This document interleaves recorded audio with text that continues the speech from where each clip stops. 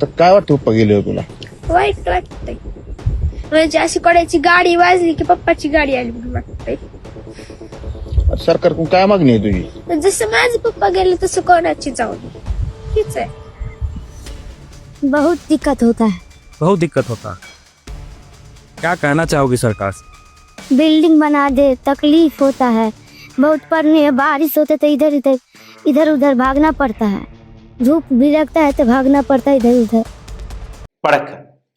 Vote சோரி எத்தனை விதத்தில் இந்த நாட்டிற்கக்கூடிய தேர்தல் ஆணையம் பிஜேபி உங்களுடைய ஓட்டுகளை திருடி வருகிறார்கள் என்கிற அந்த ஆதாரங்களை நாங்கள் எடுத்து காட்டியிருக்கிறோம். இன்னைக்கு அதற்கான மறுபக்கம். இந்த முறை ஓட் சோரி கிடையாது, ஓட்டு திருட்டு கிடையாது. இந்த முறை உங்களுடைய ஓட்டை எப்படியெல்லாம் பேரம் பேசி விலை பேசி வருகிறார்கள், எப்படி உங்களுக்கு லஞ்சத்தை கொடுத்து உங்களுடைய ஓட்டுகளை வாங்கி வருகிறார்கள், எப்படி உங்களுடைய குழந்தைகளுடைய எதிர்காலத்தை, இந்த நாட்டின் எதிர்காலத்தை அழித்து வருகிறார்கள். முக்கியமாக ஆளும் கட்சிகள் BJP, DMK, ADMK, Congress, RJD, JDU, இந்த நாட்டுக்கக்கூடிய எந்த அரசியல் கட்சி எடுத்துக்கொள்ளுங்கள், அனைத்து அரசியல் கட்சிகளுமே உங்களுடைய பணத்தை வைத்து உங்களுடைய ஓட்டை வாங்குவதற்காகவே பேரம் பேசக்கூடிய வேலையை பார்த்து வருகிறார்கள். இதனால் என்ன நஷ்டம்? உங்களுடைய எதிர்காலம், உங்களுடைய குழந்தைகளுடைய எதிர்காலம், இந்த நாட்டுடைய எதிர்காலம் அனைத்தையுமே அழிக்கக்கூடிய வேலையை நீங்கள் தான் பார்க்கிறீர்கள். இந்த வீடியோவில் மிகப்பெரிய அளவில் ஆதாரங்களை திரட்டி கொண்டு வந்திருக்கிறோம். இந்த வீடியோ ஆளும் கட்சிகளுக்கு பிடிக்காது, அதனால் இதை டிலீட் செய்யக்கூடிய வேலையும் பார்ப்பார்கள், டவுன் செய்யக்கூடிய வேலையை பார்ப்பார்கள். தயவு செய்து இதை டவுன்லோட் செய்து மற்ற இடங்களில் பகிரக்கூடிய வேலையை பாருங்கள். இதை தாண்டி கடந்த 25 நாட்களாக எங்களை முடக்கக்கூடிய வேலையை ஒரு சில அமைப்புகளை வைத்து பார்த்து வருகிறார்கள். காரணம், நாங்கள் எடுத்துக்காட்டக்கூடிய உண்மைகள் உங்களிடம் வந்து சேரக்கூடாது என்று. 1000, 2000, 10,000 வியூஸை எங்களுடைய வீடியோக்கள் தாண்டுவதில்லை. இதிலிருந்து மீட்டெடுப்பதற்காக யூடியூபுடைய அல்காரிதத்தை உடைக்க தேவைப்படுகிறது. அதற்காக நீங்கள் செய்ய வேண்டிய ஒரு சாதாரணமான விஷயம், இந்த வீடியோவை பார்த்து கொண்டிருக்கும் போது ஹாய், ஹலோ, வணக்கம் அல்ல இந்த வீடியோவை பற்றின உங்களுடைய கருத்துக்களை, கேள்விகளை கமெண்ட் பாக்ஸில் எழுதிவிடுங்கள். இதை தாண்டி லைக் பட்டனை, ஷேர் பட்டனை தட்ட மறக்காதீர்கள். உங்களுடைய வாட்ஸ்அப், உங்களுடைய இன்ஸ்டாகிராம், யூடியூப் வழியாக இந்த வீடியோவை டவுன்லோட் செய்து பகிரக்கூடிய வேலையும் நீங்கள் பார்க்கலாம். இதை செய்தாலே போதும், இந்த வீடியோவை லட்சக்கணக்கான நபர்களும் கொண்டு போய் சேர்க்கலாம், எங்களை உதவலாம்.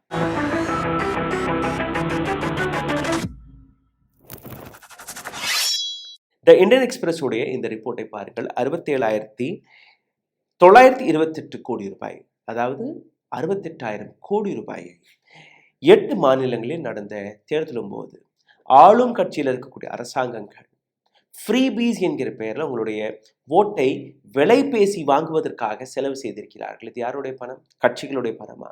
பிஜேபியுடைய பணமா? காங்கிரஸுடைய பணமா? டிஎம்கேவுடைய பணமா? கிடையாது. இந்த பணம் நேரடியாக மக்களுடைய வரி பணம். இந்த ரிப்போர்ட்டை நீங்க பார்த்தீர்கள்னா 8 மேஜர் ஸ்டேட்ஸ், இந்த நாட்டில் இருக்கக்கூடிய மிக முக்கியமான 8 மாநிலங்களில் இந்த ஆய்வு நடத்தப்பட்டது. பாப்புலர் வெல்ஃபேர் ஸ்கீம் என்கிற பெயர்ல உங்களுடைய அக்கவுண்ட்களில் டைரக்ட் மணி டிரான்ஸ்ஃபர் என்கிற பெயர்ல இந்த ஸ்கேமை இவர்கள் செய்து வருகிறார்கள். உதாரணத்திற்கு மகாராஷ்டிராவை எடுத்துக்கொள்ளுங்கள், பீகார் எடுத்துக்கொள்ளுங்கள். மகாராஷ்டிரா தேர்தலும் போது 2024ஆம் ஆண்டு பிஜேபி லெட் என்டிஏ கவர்மெண்ட், இந்த அரசாங்கம் ஃப்ரீபீஸ் என்கிற பெயர்ல 23,300 கோடி ரூபாயை செலவு செய்தார்கள். மாஜி லாட்கி பெஹன் என்கிற இந்த ஸ்கீம், பெண்களுடைய அக்கவுண்டில் அவர்கள் பணத்தை போட்டார்கள். 3,000, 2,500 ரூபாய். அப்படி இந்த மாதிரி நீங்க பார்த்தீர்கள்னா 23,300 கோடி ரூபாய் மகாராஷ்டிராவில். இன்னைக்கு அந்த மாநிலத்தோட நிலை என்ன? தேர்தல் முடிந்து போனது, பிஜேபி என்டிஏ அரசாங்கம் மகாராஷ்டிராவில் வந்துவிட்டது. ஆனால் அந்த மாநிலத்தை நடத்த முடியாமல் இப்போ கடன் வாங்கி கொண்டிருக்கிறார்கள். காரணம், நாங்க எலெக்ஷனில் வெற்றி பெற வேண்டும் என்று அவர்கள் கொடுத்த இந்த ஃப்ரீபீஸ், அதை நம்பி நீங்க ஓட்டையும் போட்டீர்கள். ரெண்டாவதாக பாருங்க, நீங்க பீகார், இப்போ தேர்தல் வர இருக்கிறது. பீகாரில் 19,333 கோடி ரூபாய் இதுவரை கொடுத்து விட்டார்கள். Until now, 19,333 crore rupees in the name of freebies, welfare schemes. Bihar ஏழையான ஒரு மாநிலம். பீகார்ல வரக்கூடிய இந்த வருமானமே மிக குறைவான வருமானம். பீகாருடைய ஒட்டுமொத்த ஜிடிபியில இருந்து இந்த தொகை 32.48%, 32.48% is what they have spent in giving freebies. Narendra Modi பெண்களுடைய அக்கௌண்டில் 10,000 ரூபாய் போட போறேன். நிதிஷ்குமார் போட்டா போட்டிக்கு நானும் 10,000 ரூபாய் போடுவேன். விவசாயிகளுடைய அக்கௌண்ட்டுக்கு 10,000 ரூபாய் போடுவேன். இதனால் யாருக்கு லாபம்? அங்க இருக்கக்கூடிய மக்களுக்கு லாபமா? அந்த ஸ்டேட்டுக்கு லாபமா? ஒரு சைனீஸ் ஒரு சேயிங் இருக்கு. ஒரு நபருக்கு நீங்க ஒரு மீனை கொடுக்கலாம், அந்த மீனை வறுத்த அந்த நபர் சாப்பிட்டுருவார். அடுத்த நாள் மறுபடியும் கையேந்து நிற்பார். அதே அந்த நபருக்கு நீங்க ஃபிஷிங், மீன் பிடிப்பதை கற்றுக் கொடுத்துட்டீர்கள். டெய்லி கம்மாக்கரைக்கு போய் ஒரு மீனை பிடிச்சிட்டு வாழ்க்கை முழுவதும் அந்த நபர் நல்ல உணவை சாப்பிடுவார். அப்படித்தான் இது. இன்னைக்கு ஒரு 10,000 ரூபாய் தூக்கி போட்டீங்க, பட் அடுத்த நாள் மறுபடியும் உங்களுக்கு முன்னாடி கையேந்தி நிற்பார்கள். அதே அந்த நபருக்கு ஒரு உத்தியோகத்தை உருவாக்கி கொடுத்துட்டீர்கள்னா வாழ்க்கை முழுவதும் அந்த நபர் நல்ல வாழ்க்கை வாழ்வார். அரசாங்கத்துடைய வேலை எதுவாக இருக்கணும்? இலவசமாக பிச்சை போடுவதா, அல்ல அந்த நபருக்கு சரியான உத்தியோகத்தை தேடி கொடுப்பதா, வருமானத்தை தேடி கொடுப்பதா? இந்த இடத்தில் அதுதான் நடக்கிறது. நீங்களே கேளுங்கள் நிதிஷ்குமார் என்ன பேசுகிறார் என்று. रोजगार के लिए एक नई योजना और मुख्यमंत्री महिला रोजगार योजना शुरू की गई है, जिसमें हर घर की एक महिला को रोजगार शुरू करने के लिए 10,000 रुपए की राशि दी जा रही है। अब तक 1,21,00,000 महिलाओं को यह राशि दी जा चुकी है और शेष महिलाओं को राशि देने हेतु तिथि निर्धारित कर दी चुकी है। अब जिनका रोजगार अच्छा चलेगा उन्हें 2 लाख रुपए तक की अतिरिक्त सहायता भी दी जाएगी। अब बिहार के विकास में केंद्र सरकार के द्वारा क्या क्या सही, हमने तो कुछ आपको संक्षेप में कहा, अभी आप देख लीजिए। 1,21,00,000 பெண்களுக்கு 10,000 ரூபாய் வீதம் இவர்கள் டிஸ்ட்ரிபியூட் செய்திருக்கிறார்களாம், நரேந்திர மோடி அண்ட் நிதிஷ்குமார். இந்த தொகை எவ்வளோ? 12,100 கோடி ரூபாய். Look at the number. உங்களால் அந்த ஜீரோவை கூட கவுண்ட் பண்ண முடியாது. 12,100 கோடி ரூபாய் பீகார்ல இருக்கக்கூடிய பெண்களுடைய அக்கௌண்ட்டுக்கு போயிருக்கிறது, இன்னும் போய்கொண்டு இருக்கிறது. விவசாயிகளுக்கு தனி, மற்ற ஸ்கீம்ஸ் எல்லாம் தனி. இதுவரை 19,333 கோடி ரூபாய் கொடுத்து விட்டார்கள். பீகார் போன்ற மாநிலம் அவர்களுடைய அடுத்த தேவைகளுக்கு எங்கு போவார்கள்? மத்திய அரசாங்கத்திற்கு போவார்கள். மத்திய அரசாங்கம் ஒரு ரிலீஃப் பேக்கேஜை கொடுக்கும். அப்போ பீகாரில் என்டிஏ அரசாங்கம் வெற்றி பெறுவதற்காக, பிஜேபி வெற்றி பெறுவதற்காக, ஜேடியு வெற்றி பெறுவதற்காக அவர்கள் அனௌன்ஸ் செய்யக்கூடிய ஸ்கீம், அந்த ஸ்கீம் அந்த பணம் முடிந்ததுக்கு அப்புறம் அந்த பணத்தை கேட்டு மறுபடியும் சென்டருக்கு வருகிறார்கள். சென்டரிடமிருந்து அந்த பணம் போகும்போது யாருடைய பணம்? உங்களுடைய பணம். பீகார்ல பிஜேபி வெல்லுவதற்காக தமிழ்நாட்டில் இருக்கக்கூடிய மக்கள் பணத்தை கொடுக்கிறார்கள், மகாராஷ்டிராவில் இருக்கக்கூடிய நபர்கள் பணத்தை கொடுக்கிறார்கள், ஆந்திராவில் இருக்கக்கூடிய நபர்கள் பணத்தை கொடுக்கிறார்கள். யாருக்காக? பிஜேபிக்காக பணத்தை கொடுக்கிறார்கள், காங்கிரசிற்காக பணத்தை கொடுக்கிறார்கள், ஜேடியுவிற்காக பணத்தை கொடுக்கிறார்கள். அந்த அளவில் இந்த நாட்டுடைய நிலை இருக்கிறது. ஜார்க்கண்ட் எடுத்துக்கொள்ளுங்கள்.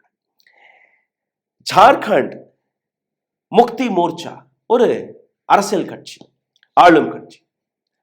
ரீட்டைன் செய்யணும், ஏற்கனவே அரசாங்கத்தில் இருக்கிறோம், அடுத்த தேர்தலிலும் எங்களுக்கு தான் மக்கள் ஓட்டு போடணும் என்கிற பெயரில் ஃப்ரீ வெல்ஃபேர் ஸ்கீம் தேர்தல் வருவதற்கு சற்று முன்பு இந்த ஸ்கீம் 15.95% அவர்களுடைய ஜிடிபியிலிருந்து இவர்கள் கொடுத்திருக்கிறார்கள். இதுவும் ஒரு ஏழையான மாநிலம். இங்கேயும் பெரிய வருமானம் கிடையாது. அங்கேயும் பணம் பற்றாக்குறை ஏற்படும் போது சென்ட்ரலுக்கு வருவார்கள், சென்ட்ரல் கொடுக்கும். சென்ட்ரல் என்றால் ஒட்டுமொத்த இந்தியாவில் இருக்கக்கூடிய மக்கள் அந்த அரசியல் கட்சிக்கு நாம் பணத்தை கொடுக்கிறோம், அவர்கள் ஓட்டு வாங்கினார்களா, லஞ்சம் கொடுத்தார்களா? It's a legal scam.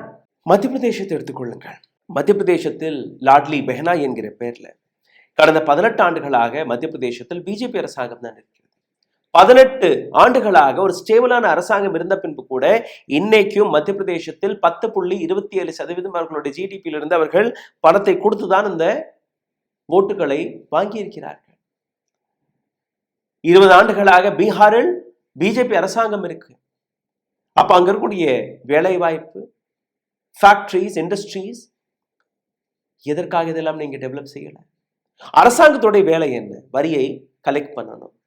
அந்த வரக்கூடிய வரியை சரியான இடங்களில், அதாவது நல்ல எஜுகேஷன், நல்ல மெடிக்கல் இன்ஃப்ராஸ்ட்ரக்சர், நல்ல ரோடு வசதிகள், ஃபேக்டரிஸ், இண்டஸ்ட்ரீஸ், அதை செட்டப் செய்வதற்கான உதவிகள், இது போன்ற வேலையை பார்க்கணுமே ஒழிய இப்படி ஃப்ரீபீஸ் எல்லாம் கொடுத்து ஒரு அரசாங்கம் நடத்துகிறார்கள் என்றால் அந்த அரசாங்கம் தவறான அரசாங்கம், போலியான அரசாங்கம், திருட்டு அரசாங்கம், திருடர்களுடைய கூட்டம் வழியாக நடத்தக்கூடிய அந்த அரசாங்கம். இதை நீங்க புரிந்து கொள்ளுங்கள். இதே போன்று நீங்க பார்த்தீர்கள்னா ஹரியானாவில் பிஜேபி அரசாங்கம் தான் இருந்தது. இப்போ கொடுக்கக்கூடிய மாநிலங்கள், கொடுக்காத மாநிலங்களும் இருக்கு. ஹரியானாவை நீங்க பார்த்தீர்கள்னா ஹரியானா தன்னுடைய ஜிடிபியிலிருந்து 0.41%, அதாவது அவர்கள் பணம் கொடுக்கவில்லை, 1% கூட தன்னுடைய ஜிடிபியிலிருந்து கொடுக்கவில்லை. ஆனால் அங்கு மக்கள் ஓட்டு போட்டிருக்கிறார்கள். அவர்களுக்கு 3வது முறை, பிஜேபிக்கு 3வது முறை ஹரியானாவில் இடம் கிடைத்திருக்கிறது. இதே போன்று பார்த்தீர்கள்னா சத்தீஸ்கடை பொறுத்தவரையில் 0.66%, இங்கேயும் 1% கூட கொடுக்கப்படவில்லை. காங்கிரஸ் அரசாங்கம் இருந்தது, அவர்களுக்கு மக்கள் ஓட்டு போடல. அடுத்தபடியாக பிஜேபி வந்து விட்டார்கள். அப்போ தன்னை ரீட்டைன் செய்வதற்காக அரசியல் கட்சிகள் மக்களுடைய பணத்தை கொடுத்து வருகிறார்கள். தெலுங்கானா, ஆந்திரா, டெல்லி, இங்கேயும் வெல்ஃபேர் ஸ்கீம்ஸ் இருக்கு.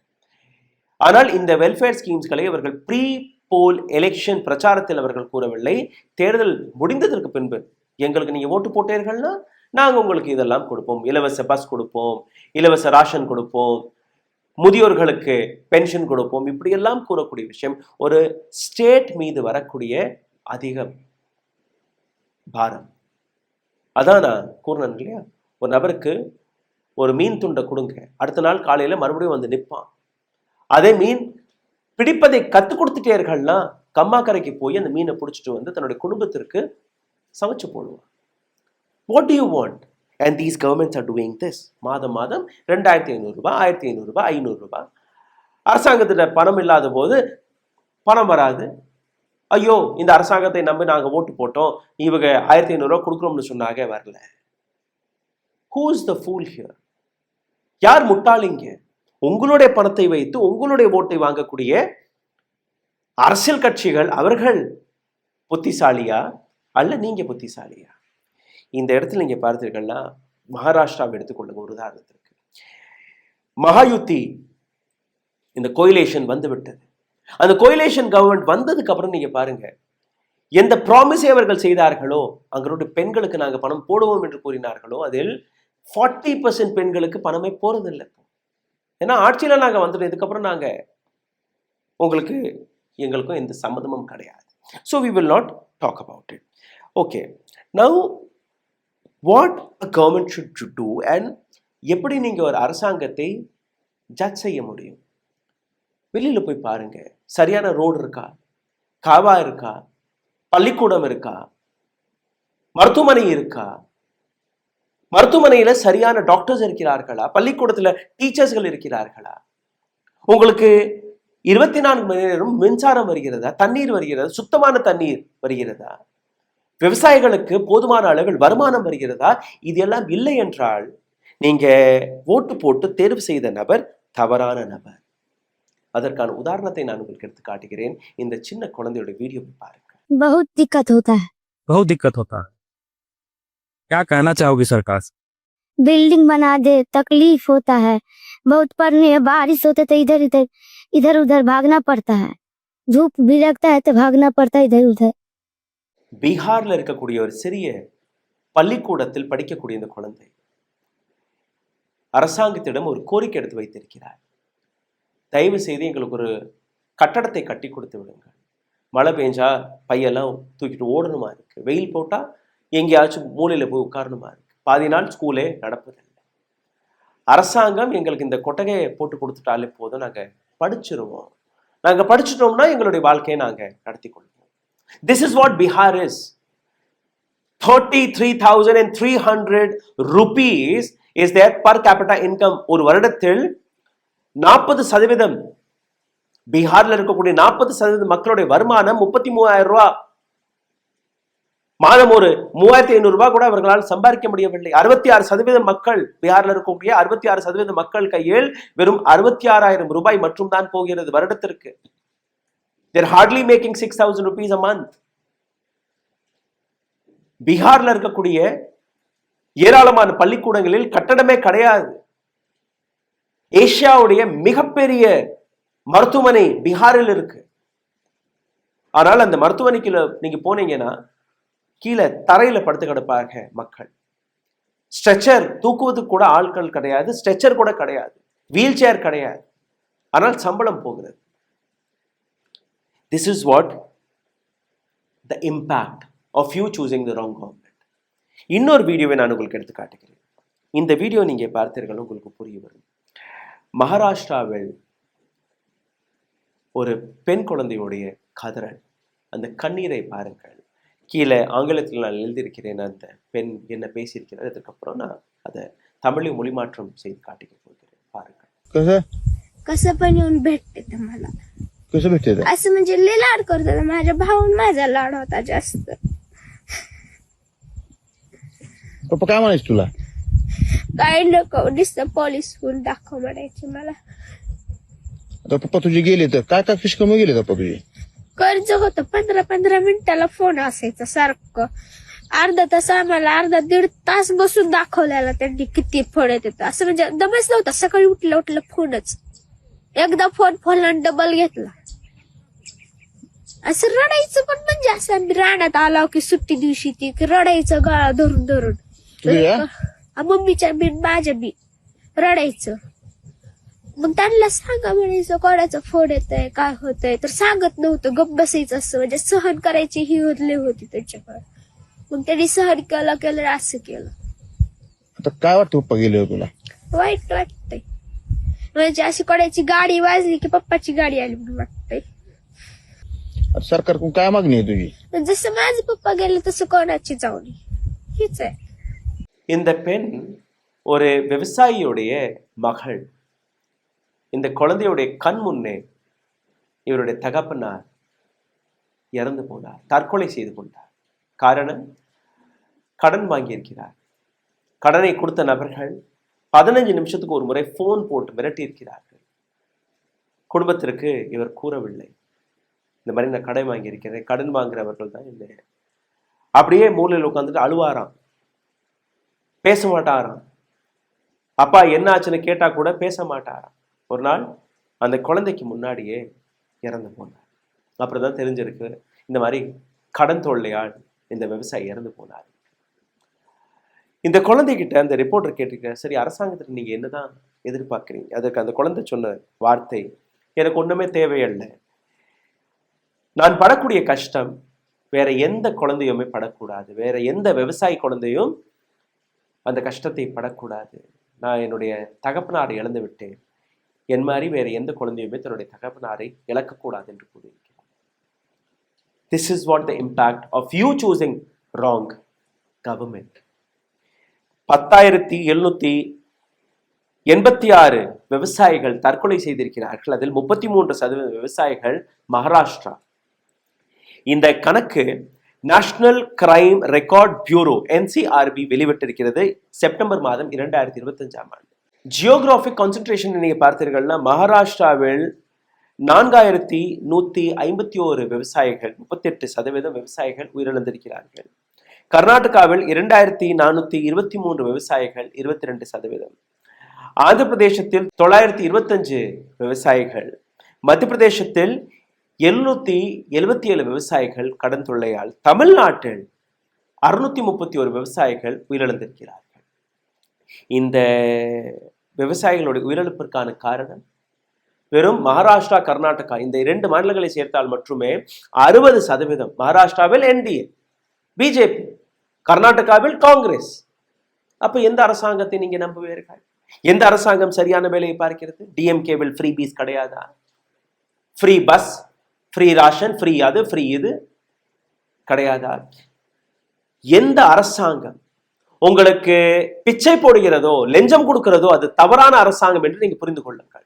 எந்த அரசாங்கம் நான் நிரந்தரமான வேலை வாய்ப்பு உருவாக்கி கொடுப்பேன், நிரந்தரமான வருமானத்தை தேடி கொடுப்பேன் என்று கூறுகிறார்களோ, நிரந்தரமாக ஒரு மக்களுடைய வாழ்க்கையை பள்ளிக்கூடங்கள், school, college, university, research centres, medical infrastructure, road, water, electricity, இதில் யார் கவனத்தை செலுத்துகிறார்களோ அதுதான் சரியான அரசாங்கம்.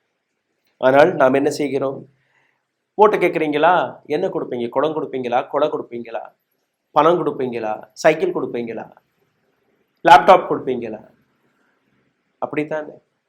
அப்போ இந்த நாட்டில் ஓட்டு திருடு போனா என்ன, பணத்தை கொடுத்து உங்களோட ஓட்டை வாங்கினால் என்ன? சின்ன சின்ன குழந்தைகளை கேட்டீர்களா? இல்லை. ஒரு குழந்தை தன்னுடைய தகப்பனாரை இழந்து விட்டது.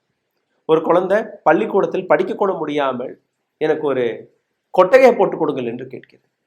இது இந்த நாட்டுடைய உண்மை முகம். சிந்தித்து பாருங்கள், எந்த அளவில் இந்த நாட்டில் இருக்கக்கூடிய அரசியல் கட்சிகள் இந்த நாட்டை சுரண்டி விட்டார்கள், முடித்து விட்டார்கள். இதிலிருந்து மீட்டெடுப்பதற்காக நீங்க என்ன செய்ய போறீர்கள்? அதை பற்றி கீழே கமெண்டில் எழுதிவிடுங்கள். எங்க சேனல் மிகவும் சிறிய டீமை வைத்து இயங்கக்கூடிய ஒரு சேனல். ஏராளமான சேலஞ்சஸ் இருக்கு. இந்த பெரிய பெரிய கோதி மீடியாலாம் நீங்க பார்த்தீர்கள்னா அவர்களுக்கு அரசாங்கத்துடைய அட்வர்டைஸ்மெண்ட் வரும், பெரிய பெரிய கம்பெனிகள் அட்வர்டைஸ்மெண்ட் கொடுப்பார்கள். ஆனால் எங்கள் போன்ற சேனல்களுக்கு எந்த விதமான அட்வர்டைஸ்மெண்ட்டும் கிடையாது. எங்களுடைய பாலிசியும் இருக்கு. இந்த கேமிங், ரமி சர்க்கிள், இது போன்ற ஃபைனான்ஸ் ரிலேட்டட் எந்த அட்வர்டைஸ்மெண்ட்டும் நாங்கள் எடுப்பதில்லை, நாங்கள் மறுத்து விடுகிறோம். அதனால் எங்களுக்கு அட்வர்டைஸ்மெண்ட் வருவதில்லை. ரெண்டாவது, இது போன்ற தைரியமான ரிப்போர்ட்ஸ்களை போட்டாலே அட்வர்டைஸ்மெண்ட்ஸ் வரமாட்டார்கள். நாங்கள் இது போன்ற டாபிக்களை தேர்வு செய்யும் போது நாங்கள் எந்த விதமான நோக்கமும் இல்லாமல் தான் தேர்வு செய்கிறோம். பிகாஸ் எங்களுடைய நோக்கம் உங்களிடம் இது போன்ற ஒரு சரியான செய்தி வந்து சேர வேண்டும் என்று. அதை வைத்து எங்களுக்கு பணம் வரும், வருமானம் வரும், அப்படியெல்லாம் கிடையாது. நீங்கள் பார்த்தீங்கன்னா எங்களுடைய சேனலில் $1000 அதை விட குறைவாக தான் எங்களுக்கு வருமானமே வருகிறது. அதில் இன்னும் ஏராளமான நபர்களுக்கு சம்பளம் கொடுக்கணும், மற்ற விஷயங்கள்.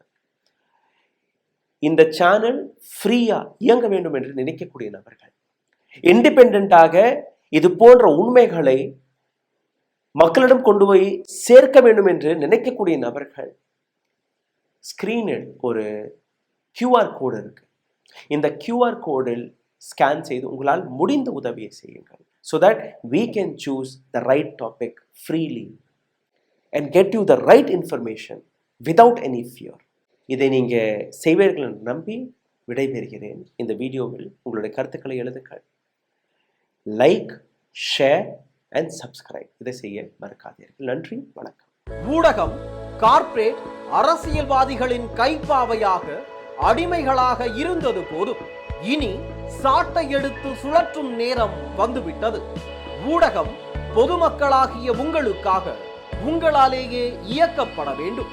ஊடக சுதந்திரத்திற்காக உங்களின் பங்களிப்பை இன்றே அளித்திடுங்கள்.